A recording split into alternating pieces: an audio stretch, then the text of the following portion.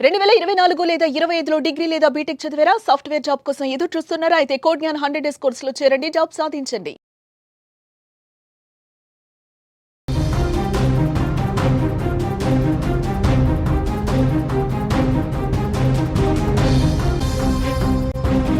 Breaking news చూస్తున్నాం. గండికోట హత్య రహస్యం ఇంకా వీడటం లేదు. వైష్ణవి హత్య కేసులో ఇంకా మిస్టరీ కొనసాగుతూనే ఉంది. ఎటువంటి ఆధారాలు దొరకడం లేదు. ఈ హత్యకి సంబంధించి ఆధారాల కోసం పోలీసులు తీవ్ర ప్రయత్నాలే చేస్తున్నారు. పర్యాటకుల ఫోటోల్లో వైష్ణవి కనిపించినట్లుగా కూడా గుర్తించడం జరిగింది. ఒంటరిగా వైష్ణవి ఆలయంలో తిరుగుతున్నట్లుగా కూడా సమాచారం. గండికోటలోకి ఎంటర్ కాగానే మాధవరాయ స్వామి ఆలయానికి వెళ్లినట్లుగా ఆధారాలు అయితే లభిస్తున్నాయి. గండికోట హత్య రహస్యం ఇప్పటి వరకు వీయటం లేదని తెలుస్తోంది. రోజులు గడుస్తున్నా నిందితులు ఎవరన్నది ఇప్పుడు మిస్టరీగా మారింది. ఆధారాలు దొరకకుండా నిందితులు బాలికను చంపడంతో పోలీసులకు ఇప్పుడు తలనొప్పిగా మారింది. ఆధారాల కోసం తీవ్ర ప్రయత్నాలైతే కొనసాగిస్తున్నారు పోలీసులు. అయితే తాజాగా వైష్ణవికి సంబంధించిన ఒక ఫోటోలు అయితే కనిపించాయి. పర్యాటకులు తీసుకున్న ఫోటోల్లో వైష్ణవి ఒంటరిగా తిరుగుతున్నట్లుగా కూడా అక్కడ తేలింది. గండికోటలోకి ఎంటర్ కాగానే మాధవరాయ స్వామి ఆలయానికి వెళ్లినట్లుగా పోలీసులు ఆధారాలైతే సేకరించడం జరిగింది.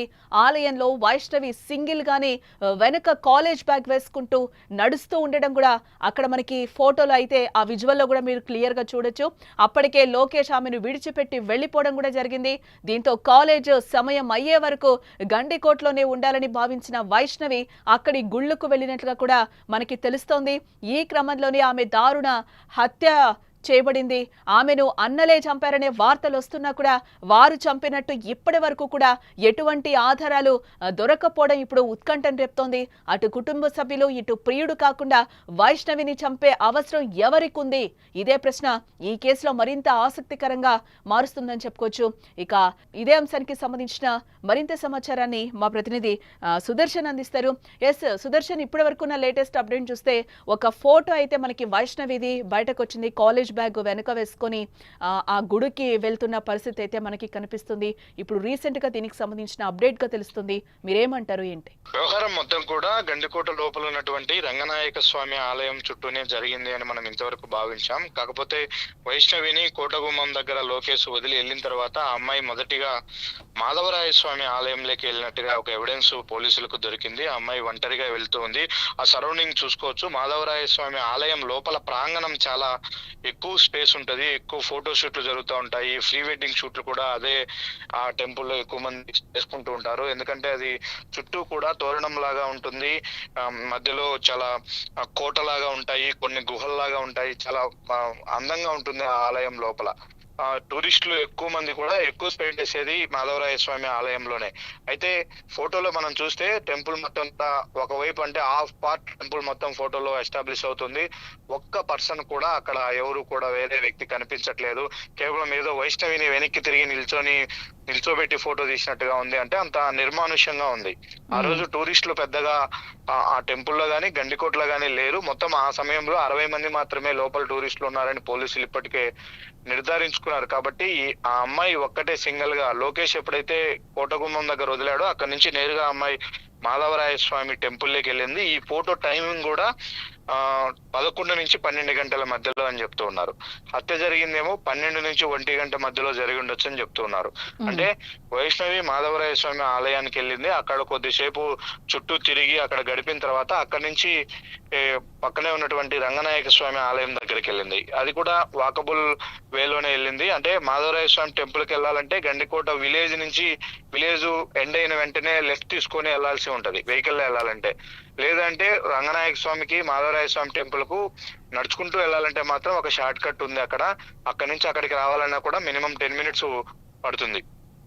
కాబట్టి అక్కడ అమ్మాయి ఫస్ట్ 11 నుంచి 12 వరకు అక్కడ తిరిగిన తర్వాత అక్కడ చూసుకున్న తర్వాత అక్కడి నుంచి చిన్నగా రంగనాయక స్వామి ఆలయం దగ్గరికి చేరుకుంది. రంగనాయక స్వామి ఆలయం దగ్గరికి వచ్చి ఆ అమ్మాయి తిరిగే ఫోటోలు కూడా పోలీసులు సేకరించినట్టుగా మనకు సమాచారము అందుతూ ఉంది. కాకపోతే ఇప్పుడు ఎవరు చంపారు ఏందనే దాని మీద ఒకవైపు అనుమానాలు వస్తున్నప్పటికీ అక్కడ సీన్ టు సీన్ ఏం జరిగి ఉంటుంది అనే దాన్ని పూర్తిగా క్లారిటీ తెచ్చుకునే పనిలో పోలీసులు ఉన్నారు. ఎందుకంటే ఏదో ఆవేశంగా ఎవరో వీళ్ళు వాళ్ళు చేశారని చెప్పి కొన్ని క్లూస్ తో మాత్రమే ప్రెస్ మీట్ పెట్టి ఒకసారి కోర్టులో పెడితే రేపు ఛార్జ్ షీట్ లో సరైన ఆధారాలు ఎవిడెన్సెస్ చూపించకపోతే మాత్రం కేసు నిలబడదు. అప్పుడు పోలీసులే ఆరోపణలు విమర్శలు ఎదుర్కోవాల్సి ఉంటుంది. ఎందుకంటే ఒక అత్యంత కిరాతకంగా చంపిన కేసులో పోలీసులు గట్టిగా ఫైట్ చేయలేకపోయారు, గట్టిగా ఆధారాలు సేకరించలేకపోయారనే అపనింద వారిపైన ఉంటుంది. కాబట్టి అవన్నీ సేకరించిన తర్వాతే దీన్ని రిలీవ్ చేసే అవకాశాలు కనిపిస్తూ ఉన్నాయి. ఈ ఫోటో ఇప్పుడు వైరల్ గా మారుతూ ఉంది. ఆ అమ్మాయి అక్కడ ఉన్నది. అయితే ఎవరు తీశారు ఏందనే దాని మీద కూడా పోలీసులు వివరాలు సేకరించారు, వాళ్ళను కూడా విచారించారు. ఆ ఫోటో అక్కడ క్యాప్చర్ అయ్యే సమయంలో అదే మాధవరాయ స్వామి టెంపుల్ అంటే ఎంట్రన్స్ లో ఒక ఇద్దరు గేటు దగ్గర నిల్చొని ఉన్నారు, అనుమానాస్పదంగా గుర్తించారు. వాళ్ళిద్దరిని కూడా పిలిచి విచారించారు. అయితే వాళ్ళకు ఈ ఇన్సిడెంట్ తో ఎలాంటి సంబంధం లేదన్న తర్వాత పోలీసు వాళ్ళను వదిలేసినట్టుగా మనకు సమాచారము అందుతూ ఉంది. అక్కడ నుంచి వచ్చిన తర్వాత ఆ అమ్మాయి రంగనాయక స్వామి ఆలయానికి చేరుకుంది. అక్కడే మొత్తం ఇన్సిడెంట్ కూడా జరిగి ఉండవచ్చు. ఆ అమ్మాయిని హత్య చేశారు, ఆ టెంపుల్ వెనక వైపునే పడవేసి ఉంటారు అన్నది ఇప్పుడు పోలీసులు ఇప్పటి వరకు కూడా ఊహిస్తూ ఉన్నది, ఎక్స్పెక్ట్ చేస్తూ ఉన్నది. కాబట్టి అదే జరిగి ఉండొచ్చు. అయితే ఈ అమ్మాయి మీద మొదటి నుంచి కోటలోకి ఎంటర్ అయినప్పటి నుంచి కూడా రెక్కి నిర్వహించారా, ఏమన్నా అమ్మాయి పైన ఒక నిఘా ఉందా అనే కోణంలో కూడా పోలీసులు ఆరా తీస్తూ ఉన్నారు. కాల్ డేటా అనాలిసిస్ చేస్తున్నారు, మరోవైపు వెహికల్స్ ను అన్ని కూడా పరిశీలిస్తూ ఉన్నారు. కాబట్టి చూడాలి, ఇంకా 1-2 రోజులు క్లారిటీ రావడానికి సమయం పట్టే అవకాశం ఉందని పోలీసుల నుంచి అంటే అందుతున్నటువంటి సుదర్శన్ సమాచారం. ఒకటి అంటే దాదాపు 1 వీక్ వస్తుంది వైష్ణవి హత్య జరిగి కూడా, అంటే సీన్ రీకన్స్ట్రక్షన్ చేశారు, మొదటి నుంచి కూడా అందరినీ విచారిస్తామని కూడా పోలీసులు చెప్పిన పరిస్థితులు కనిపిస్తున్నాయి. అంటే ఇప్పటి వరకు కూడా చంపిన ఆనవాళ్ళు ఇప్పటి వరకు పోలీసులకి దొరకలేదంటారా?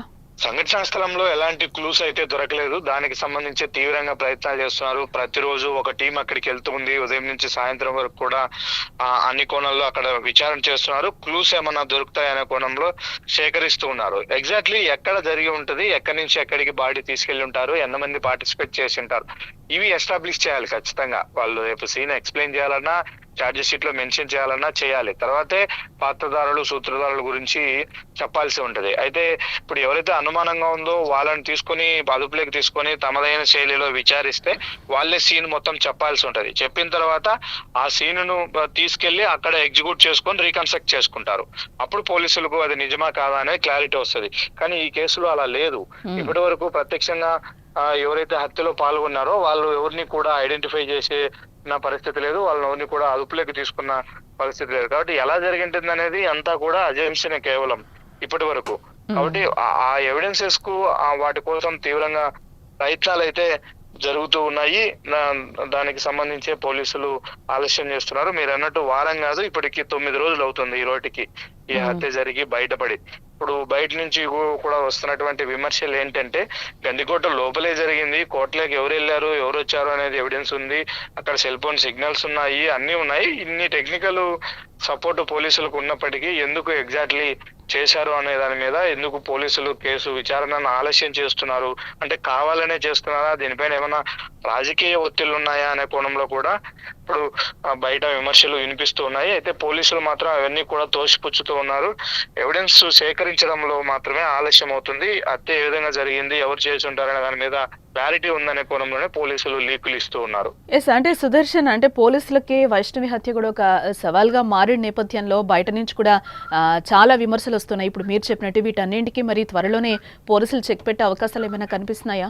ప్రతిరోజు ఏదో ఒక క్లూ వదులుతూ ఉన్నారు. ఈ రోజు సాయంత్రం ఉండొచ్చు, రేపు మార్నింగ్ ప్రెస్ మీట్ ఉండొచ్చు అన్నట్టు ఈ మెసేజ్ ను కూడా పాస్ చేస్తూ ఉన్నారు. అయితే ఏ రోజు కూడా ఇంతవరకు ఈ 9 రోజుల పాటు నుంచి వెయిట్ చేసాం మనం, ఎప్పుడు కూడా వాళ్ళ ఒక మెసేజ్ పెట్టింది లేదు. ప్రెస్ మీట్ పెడతాం, మేము కేసు కొలిక్కి వచ్చిందని డైరెక్ట్ పోలీసులు ఎవరు కూడా చెప్పిన పరిస్థితి లేదు. అయితే టీములు మాత్రం ఫామ్ చేశారు. అన్ని టీములు కూడా ఆన్ వర్కింగ్, అన్ని పనిచేస్తూ ఉన్నాయి, విచారిస్తూ ఉన్నారు.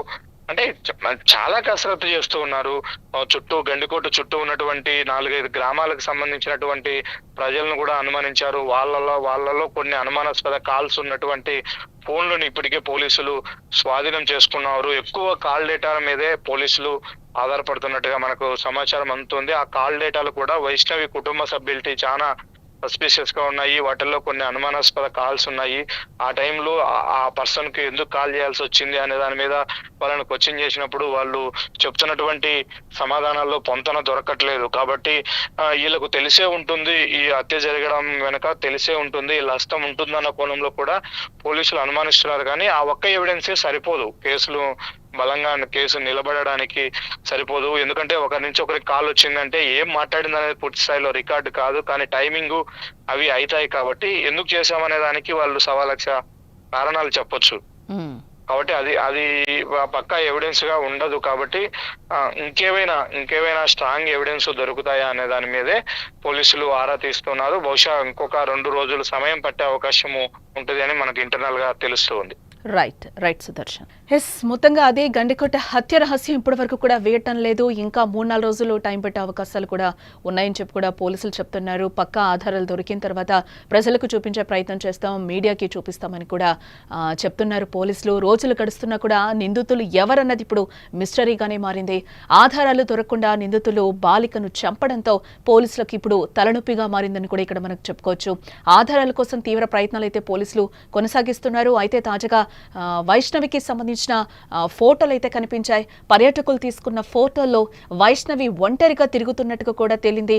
గండికోటలోకి ఎంటర్ కాగానే మాధవరాయ స్వామి ఆలయానికి వెళ్ళినట్లుగా కూడా ఈరోజు ఆధారాలు సేకరించారు పోలీసులు.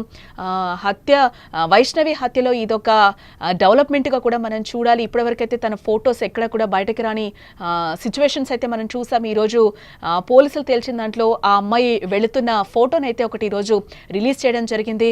ఆలయంలో వైష్ణవి సింగిల్ గానే వెనకొక కాలేజ్ బ్యాగ్ వేసుకుంటూ కూడా నడుస్తూ ఉండడం మనకి ఆ ఫోటోలో కనిపిస్తోంది.